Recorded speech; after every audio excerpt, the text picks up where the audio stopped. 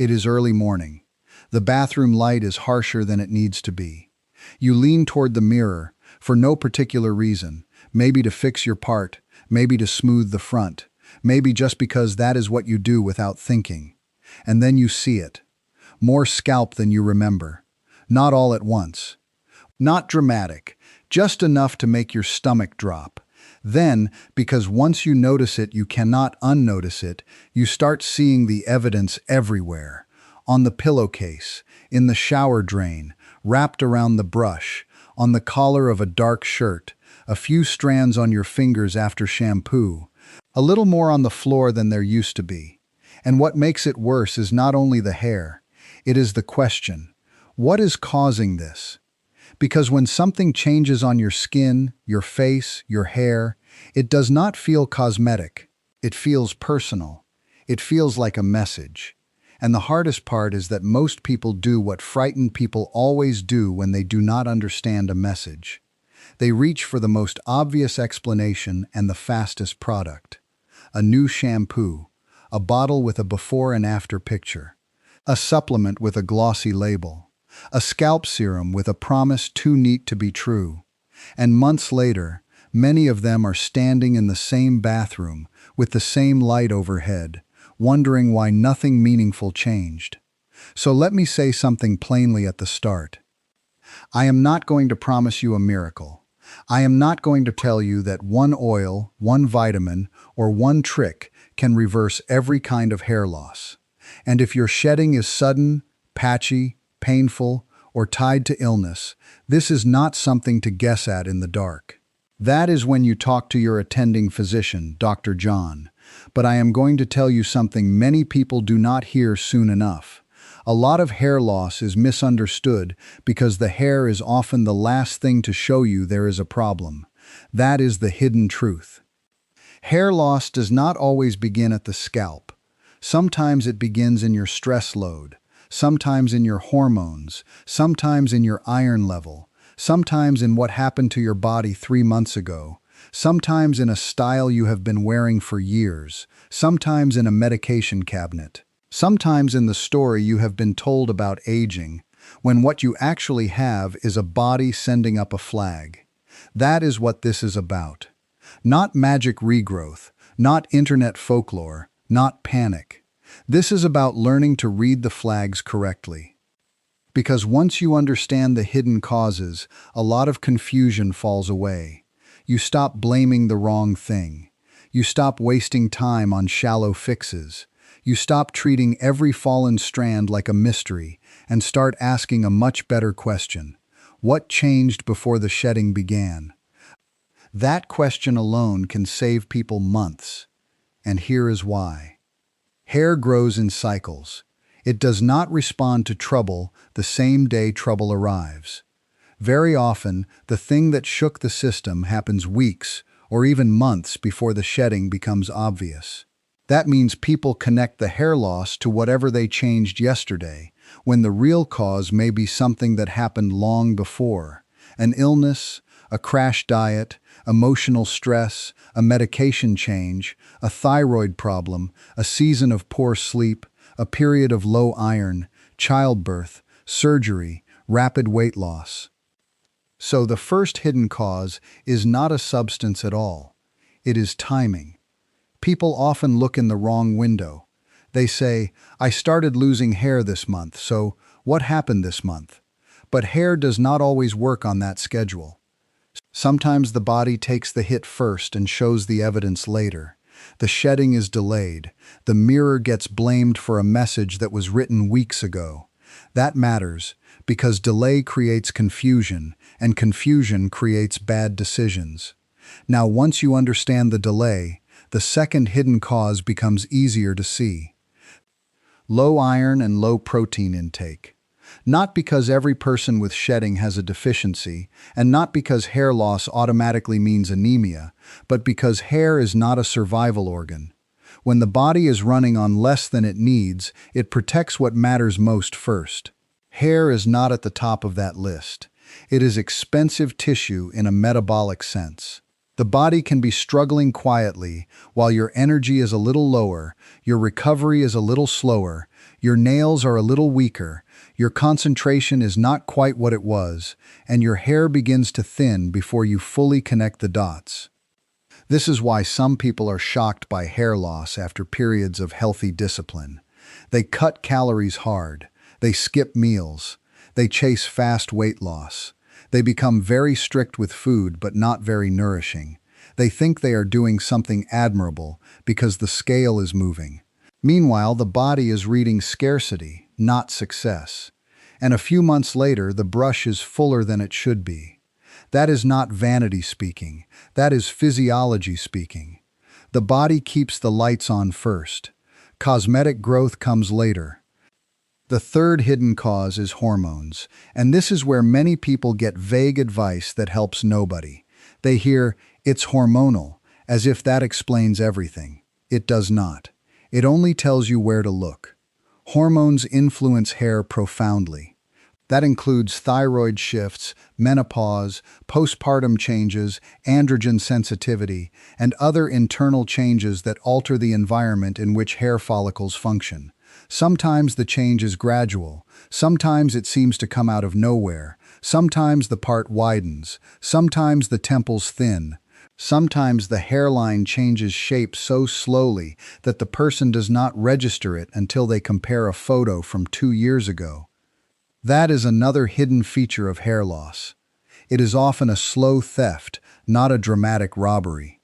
One day rarely feels catastrophic. It is the accumulation that shocks people. And that is why photographs tell the truth better than memory does. Memory is kind, the camera is not. The fourth hidden cause is stress, but not in the shallow way the internet uses the word. People hear stress and think it means simple worry. They imagine someone saying, "Relax and your hair will come back," which is not only unhelpful but insulting. Real stress on the body can mean many things. Emotional strain, yes, but also fever, surgery, infection, grief, sleep collapse, major life disruption, rapid changes in routine, a season when the nervous system never truly comes down. The body does not always separate emotional burden from physical burden as neatly as people do in conversation. It simply records load. And when load rises high enough, hair growth can shift. This is why a person may say, "I did not change my hair care at all, but I went through a brutal few months and then the shedding started." That pattern is not imagined. The delay is one of the reasons it feels mysterious. The stress has passed. The hair is only now delivering the receipt. And if you miss that timing, you may spend money on the wrong culprit, while the real story remains invisible. The fifth hidden cause is traction and chronic strain. This one is far more common than people want to believe because it usually lives inside habits that feel normal. Tight ponytails, tight braids, repeated slick-back styles, extensions that constantly pull, harsh brushing, heat on already fragile strands, tension at the hairline every single day until the follicle has had enough. The trouble with traction is that it looks tidy while it is doing damage. That is why it fools people. A style can look polished and still be punishing the roots underneath, and because the change is gradual, the person adapts visually. They keep styling the same way, keep pulling the same areas, keep assuming that if the hair still looks present, it must still be healthy. But the front edges tell another story. The temples whisper first. The line begins to thin where the pull has been repeated the longest. That kind of loss is particularly cruel because the routine that helps someone feel put together may also be the routine quietly wearing the hair down. The sixth hidden cause is scalp inflammation and conditions people misread as simple dryness or irritation. Itching matters, burning matters, scaling matters, tenderness matters, sudden patchy loss matters, redness matters, areas that feel different matter. People ignore these clues because they are waiting for dramatic baldness before they decide it is serious. But often the body gives smaller warnings first.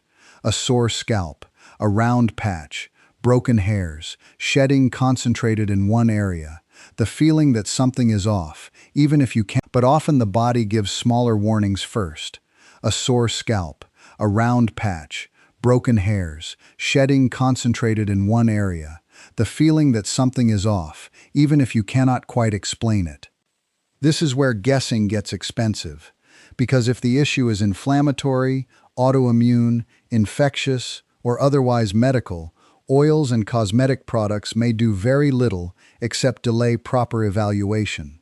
Some patchy forms can improve, some stress-related shedding can recover. Some problems are temporary, some need earlier attention than people realize. The mistake is assuming they all belong in the same basket. They do not. And that brings us to the seventh hidden cause, which is the one almost nobody likes to consider because it feels unfair. Medication and treatment effects.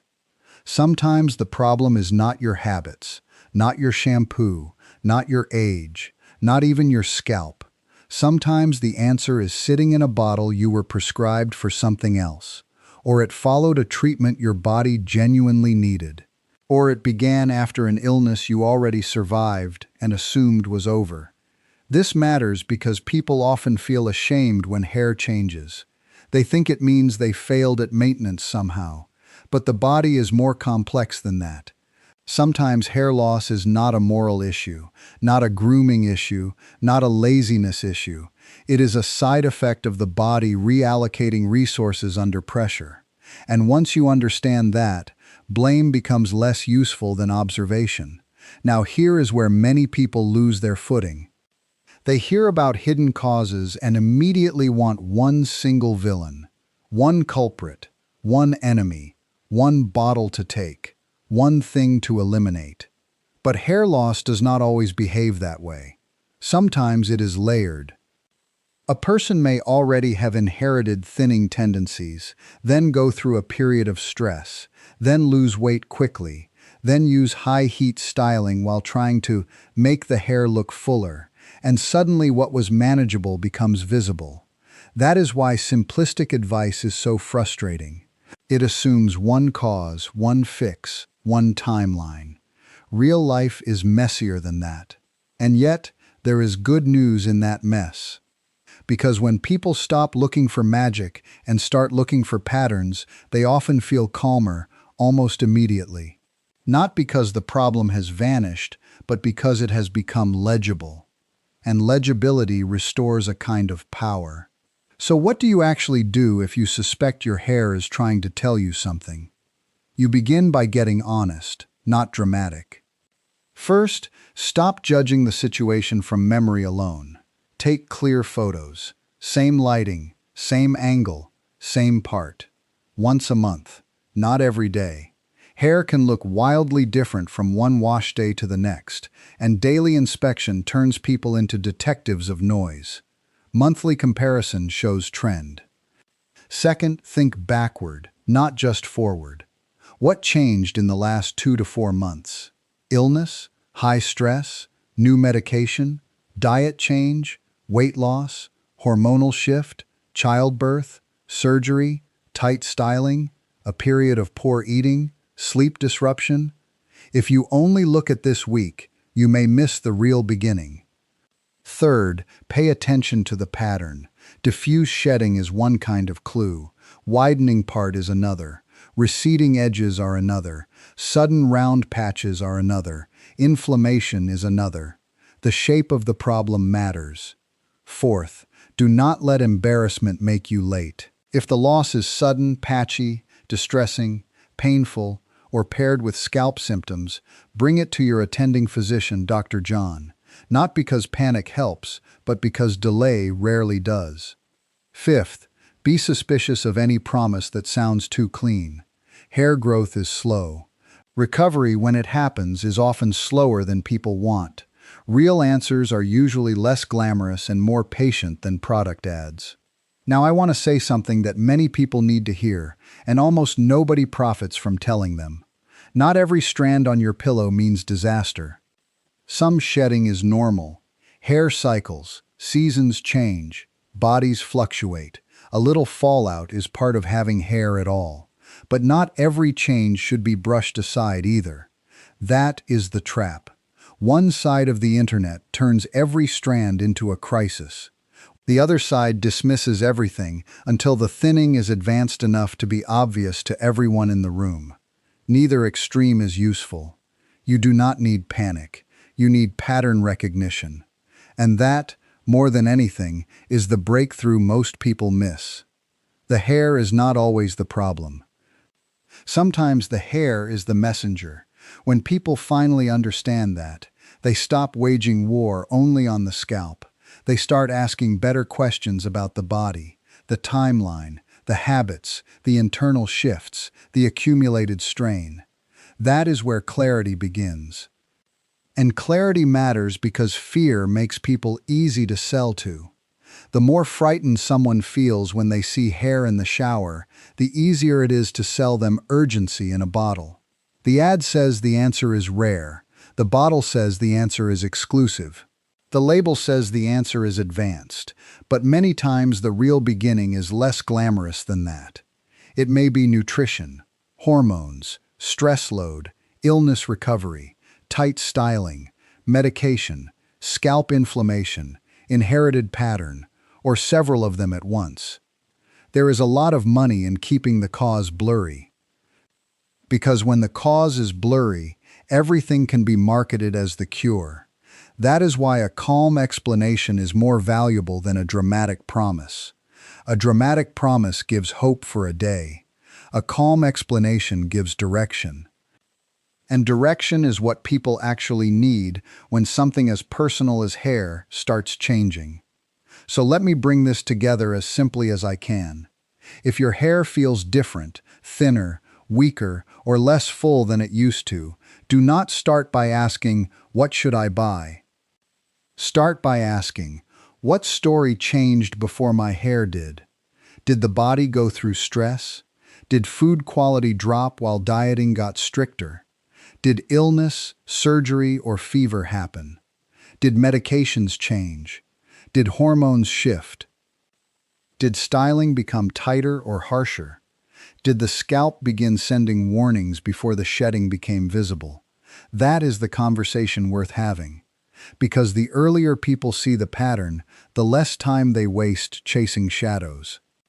And if you take nothing else from this, take this. Hair loss often feels sudden only because the signal arrives late. The body may have been speaking softly for months. Your job is not to panic at the mirror. Your job is to learn the language. Once you do, the fear lowers. The noise clears. The next step becomes more obvious. And that alone can change how a person walks into the bathroom tomorrow morning.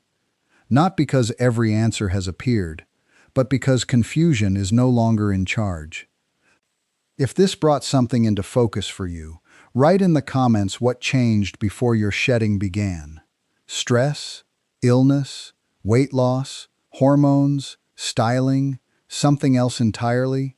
The pattern matters, and when people compare notes honestly, they often recognize clues they would have missed alone. And if you know someone quietly worrying over the brush, the drain, the pillow, or the widening